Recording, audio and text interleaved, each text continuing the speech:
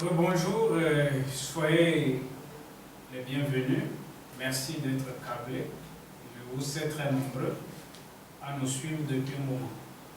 Comme je le disais la dernière fois, nous sommes dans une série d'enseignements sur les principes du succès. Pour ceux qui m'ont suivi il n'y a pas longtemps, on avait parlé donc de toi aussi, tu peux réussir.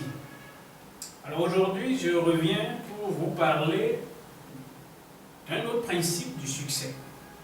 Et comme vous le voyez, ce principe est intitulé les 3D de l'échec. C'est-à-dire que il y a des mots commençant par D et qui généralement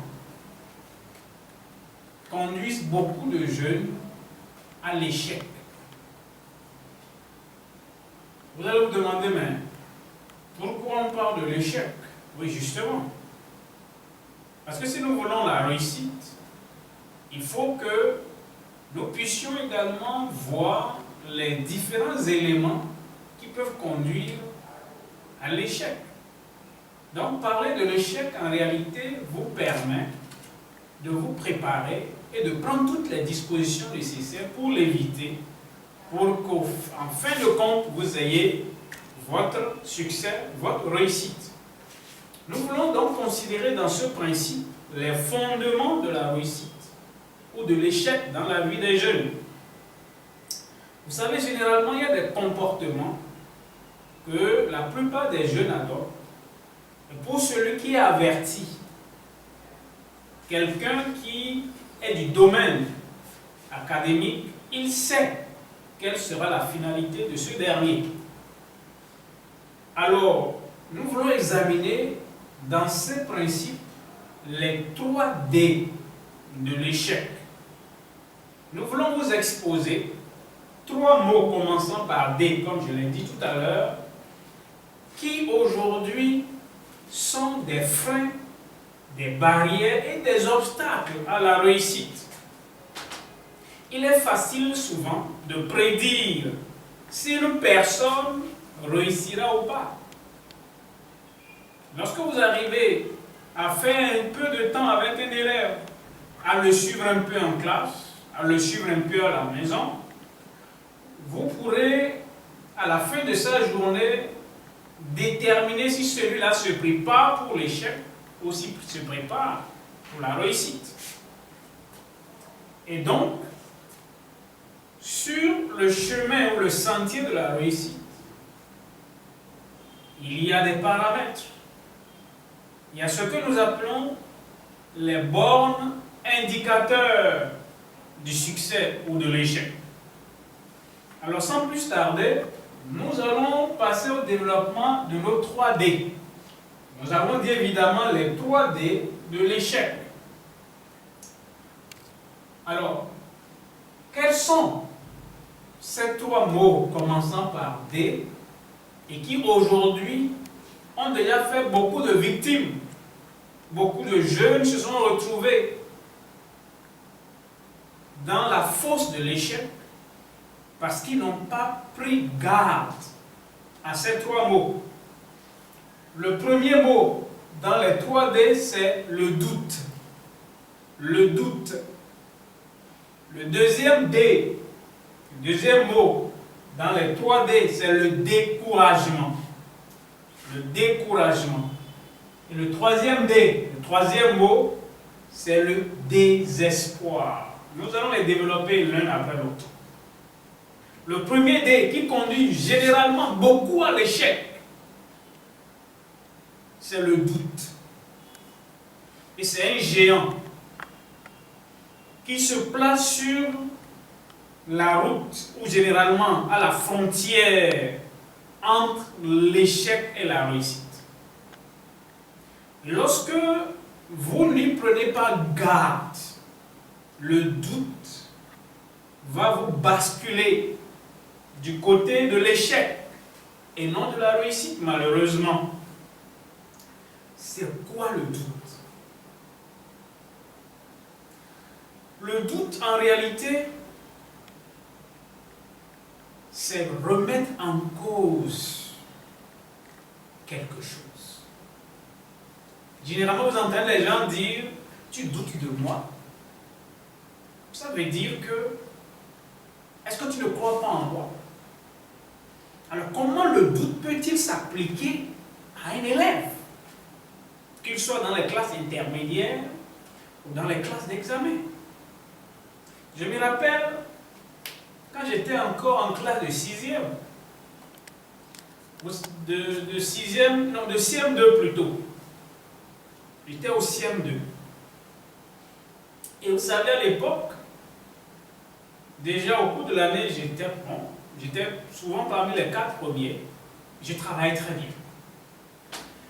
Mais, malgré mon bon niveau en classe, et déjà la directrice et les professeurs savaient déjà ceux qui allaient réussir à l'examen du CEP cette année-là. Mais, à l'approche de l'examen, j'ai été saisi par la peur. Et vous savez, c'est généralement comme ça commence. L'élément qui annonce le doute est appelé la peur. La peur m'a envahi quelques jours avant l'examen. Les parents me motivaient. En classe, on nous motivait. On comptait d'ailleurs sur nous. Parce qu'on se disait au moins, les 10 premiers de la classe devaient faire honneur à l'établissement. Et je faisais partie des 10 premiers de la classe. Mais, à l'insu de tout le monde, j'ai été saisi par la peur qui annonçait évidemment l'arrivée de Monsieur le Doute. La peur m'a envahi, m'a paralysé, et j'ai commencé à remettre en cause mes compétences et mes aptitudes. Et j'ai commencé à me poser des questions. Quant à savoir, est-ce que véritablement je pourrais réussir à l'examen? J'ai commencé à remettre en cause mes connaissances.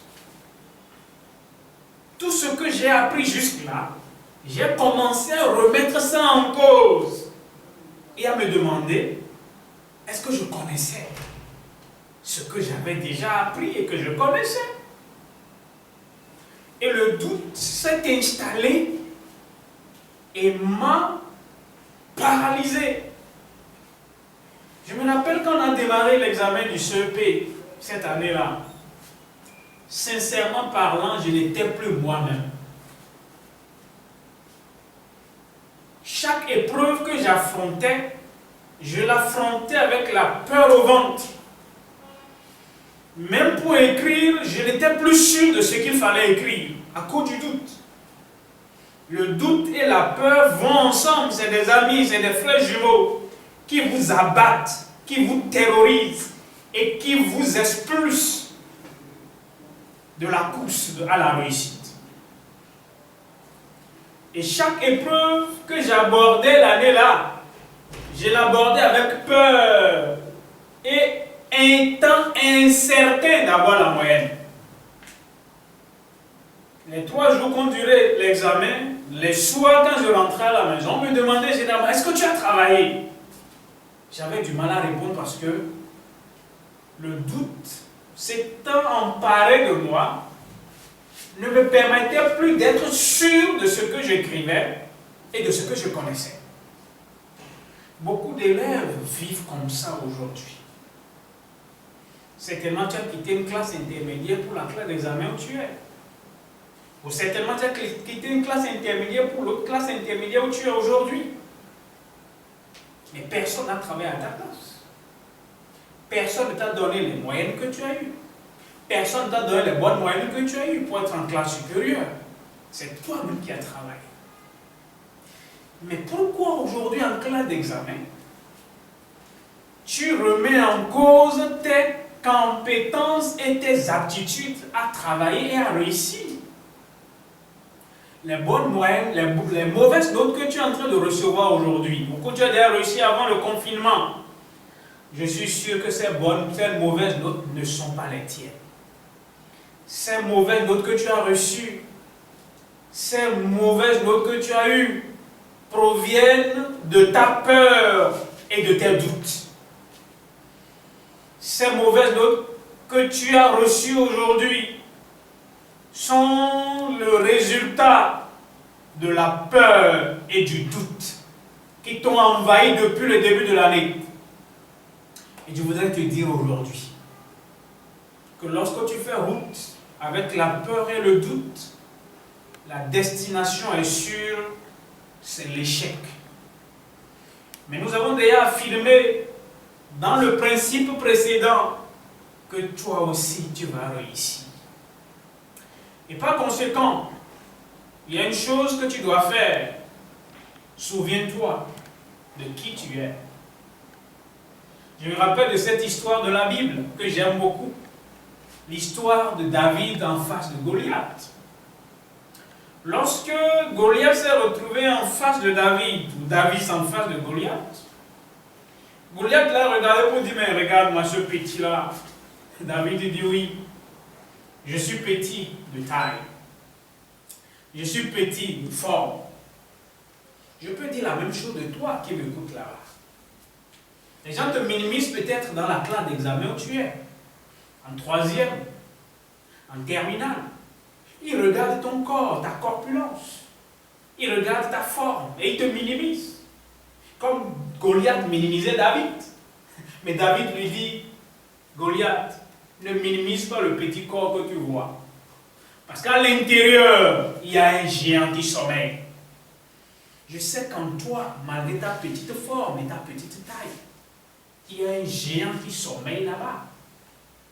Et tu dois pouvoir réveiller ce géant-là pour qu'il regarde droit dans les yeux de la peur et du doute pour lui dire, tu viens contre moi. Mais j'ai compris ton jeu aujourd'hui. Quand je vais reprendre les classes après le confinement, je vais t'abattre. Parce que moi, je vais passer en classe supérieure. Moi, je vais obtenir mon diplôme cette année. Je sais que tu l'auras. Et donc, cette année-là, je racontais mon histoire, chers amis. J'ai fini l'examen du CEP. Mais avec la peur et le doute, j'ai fait des erreurs. J'ai commis des erreurs qui ne devraient jamais se commettre, vu mon niveau et mes performances au cours de l'année académique. La peur et le doute vous font perdre votre équilibre. La peur et le doute vous font perdre vos connaissances lorsque vous leur permettez de s'installer en vous. Vous savez, à la fin de l'examen cette année-là, mes grands frères, certains aînés qui étaient dans la concession, ont pris les épreuves et essayaient de corriger avec moi. Lorsque on faisait la correction à la maison, je répondais bien. Et on me demandait toujours, est-ce que tu as écrit ça? Sincèrement parlant, je n'étais plus très sûr. Parce que, en composant de l'autre côté, j'avais composé sous l'emprise de la peur et du doute. Lorsque vous permettez à la peur et au doute de se saisir de vous, ils vous refroidissent, ils vous fragilisent, ils vous paralysent. Et par finir, ils vous rendent complètement bête. Vous ne savez plus ce que vous écrivez. Vous ne savez plus à quel sein vous vouez. C'est pourquoi le doute est un ennemi que vous devez combattre. À la fin de cette vidéo, je vous dirai comment combattre le doute. Le deuxième D, le deuxième ennemi du succès, de l'échec, l'ennemi du succès, évidemment, il conduit à l'échec, c'est le découragement. Vous savez, lorsque le doute s'installe sous la pulsion de la peur, vous vous découragez. Puisque déjà, vous vous remettez en cause. Vous remettez en cause vos acquis, vos connaissances, vos aptitudes. Vous vous sentez découragé. Vous commencez à vous demander si vraiment vous êtes encore à la hauteur. Vous vous demandez véritablement si encore vous pouvez. Le découragement, lorsqu'il s'installe à la suite du doute, il vous abat. C'est comme si le doute vous a donné quelques coups et vous étiez en train de vaciller, cherchant à retrouver l'équilibre. Mais le doute, le découragement, quand il vient, il vous assène un coup. Et là, dans le jargon de la boxe, on dira qu'il vous assène un coup KO. Parce qu'à partir de ce moment, vous laissez le découragement s'installer en vous. Pour certains, ils n'essaient plus du tout. Ils se disent que c'est terminé. Ils se disent que c'est plus la peine. Ils commencent déjà à confesser l'échec. Ils commencent à voir déjà que tout est terminé. Que rien n'est plus possible pour eux. Chers amis, je ne sais pas, un peu avant le confinement, quelle était la situation de ta vie académique. Est-ce qu'avant le confinement, les mots, les notes que tu recevais, tu ne sais pas à quoi elles ressemblaient? Est-ce que ces mauvaises notes-là n'ont pas permis à la peur et au doute de s'installer? Et déjà, tu te poses des questions sur ton avenir, l'avenir de ton année académique. Peut-être même que certains aînés ou même les parents, à la lumière de ces notes, ont déjà commencé à te poser des questions. Questions à savoir, est-ce que vraiment tu crois que tu pourras vraiment réussir à ton examen cette année, vu ces notes-là? Et tu as certainement permis à cette question de permettre au doute de s'installer. Tu es sous l'emprise de la peur. Tu as peur. Chaque fois qu'on évoque le nombre de jours qui restent pour les examens, tu as peur. Je voudrais que tu comprennes que le découragement n'a jamais fait du bien à quelqu'un. Certaines personnes n'obtiennent rien dans la vie ou ne réussissent pas. Pas parce qu'elles n'entreprennent pas, pas parce qu'elles ne se forcent pas. Mais c'est à cause du découragement. Et le découragement, lorsqu'il s'installe, il vous fait baisser les bras. Il vous montre que ce n'est plus la peine d'essayer. Il vous fait comprendre que tu n'es pas capable.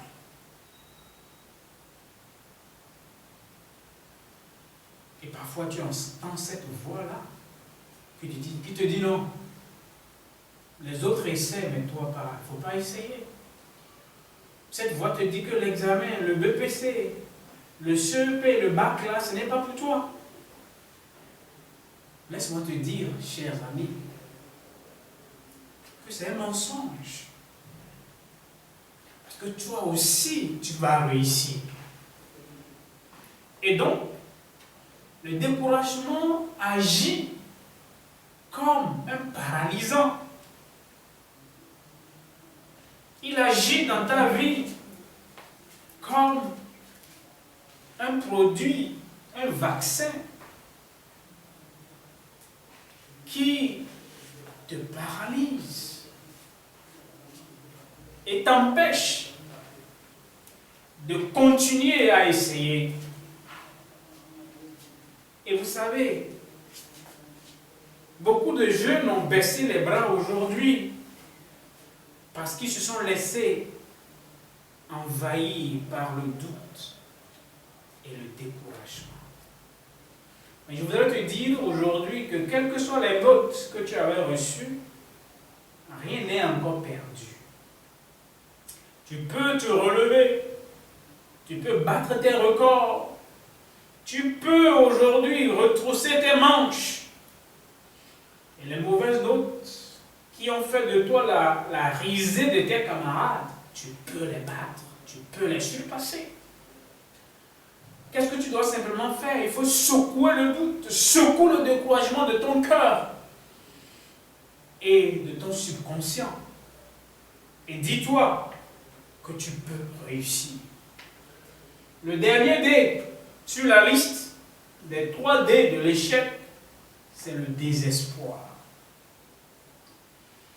Si tu permets à ce dé de venir dans ton cœur, il va t'achever. Parce qu'avec le désespoir, tu te dis que les carottes sont cuites et que c'est plus la peine, que tout est terminé.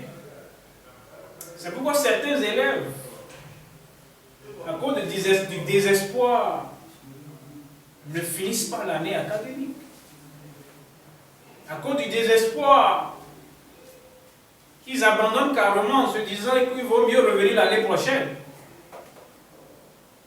Chers amis, si nous parlons des 3D de l'échec, c'est parce que je voudrais que tu prennes conscience qu'ils existent vraiment. Tu dois comprendre qu'ils ont déjà fait des victimes et ils cherchent à t'inscrire sur la liste de leurs victimes. Si je t'en parle, c'est parce que tu dois les vaincre. Quelqu'un qui permet au désespoir dans sa vie, c'est que pour lui, c'est terminé. Et par conséquent, ton avenir est encore à Dieu. Tu as encore beaucoup de choses que tu peux faire. Il y a encore beaucoup de bonnes notes que tu peux recevoir. Les mauvaises notes que tu as reçues jusque-là ne marquent pas la fin de ta vie. Ne marquent pas la fin de ta vie académique. Il y a encore d'autres interrogations qui viennent. Il y a d'autres devoirs qui viennent. Il y a d'autres examens qui viennent. Rien n'est encore terminé. Et je voudrais que tu comprennes aujourd'hui que tu n'as pas raison de baisser les bras. Et généralement, qu'est-ce qui pousse les jeunes au doute, au découragement et au désespoir? Premièrement, les critiques des camarades. Lorsque les camarades de classe, peut-être pour certaines raisons, certaines mauvaises réponses, certaines mauvaises notes, commencent à se moquer de toi, tu te dis que tu n'es pas à leur hauteur. Peut-être parfois les commentaires de certains professeurs, du professeur de maths, du professeur d'SVT, du professeur de SPCT, j'en passe. Les réactions des professeurs à ton endroit ont causé le doute, le désespoir et le découragement dans ta vie. Ou peut-être le traitement que tu subis ou les traitements que tu subis à la maison, ou depuis que tu es petit, on t'a toujours dit que tu ne peux pas. Je voudrais dire à quelqu'un qui m'écoute là-bas, peut-être que toi, tout le temps, tu es sous l'emprise du doute, du découragement et du désespoir. Pour certains, ce n'est pas que, c'est plus que naturel. Pour certains, le doute, le désespoir, le découragement sont des facteurs spirituels qui les hantent tous les jours. Je voudrais que tu saches que tu peux en être délivré aujourd'hui. Par conséquent, chers amis, que faire pour se débarrasser du doute, du désespoir et du découragement? La première chose que tu dois comprendre, sache que tu as des aptitudes, tu as des compétences et tu ne dois permettre à personne de remettre en cause ce que tu connais. Deuxièmement, quelles que soient les critiques, les moqueries et même les réactions de certains professeurs dans leur matière, sache que si tu ne travailles pas dans leur matière, il y a d'autres matières dans lesquelles tu travailles certainement. Ne permets pas à un seul professeur ou à deux professeurs de te faire croire que toi tu es un nulard. Pas du tout. Tu connais quelque chose. Et je veux aujourd'hui que tu fermes les yeux et que tu fasses le point de ta vie. Je sais que tu connais. Je sais que tu es intelligent. Il faut que, à partir d'aujourd'hui, tu commences à te répéter et à te dire que tu es intelligent. L'autre chose, tu dois compter sur Dieu qui connaît ton avenir. Parce qu'il dit dans le livre de Jérémie 29, versets 11 et 12, « Car je connais les projets que j'ai formés sur vous, dit l'Éternel, projets de paix et non de malheur, afin de vous donner un avenir et de l'espérance. » Ton avenir est radieux. Peu importe les difficultés actuelles, peu importe les quelques mauvaises notes que tu as aujourd'hui, ou même peu importe les échecs que tu as déjà connus par le passé, sache que les réussites qui t'attendent sont plus grandes que les échecs que tu as connus par le passé. Et par conséquent, tu dois te relever. Tu dois booster ton moral. Tu dois te dire à partir de ce jour que toi tu peux réussir, que toi tu vas réussir. Et pour cesser d'être la risée des autres, identifie les matières dans lesquelles tu as des problèmes. Mets-toi au travail. Cherche des aînés, des camarades qui travaillent mieux dans ces matières. Demande leur assistance. Traite les épreuves. Fais des recherches.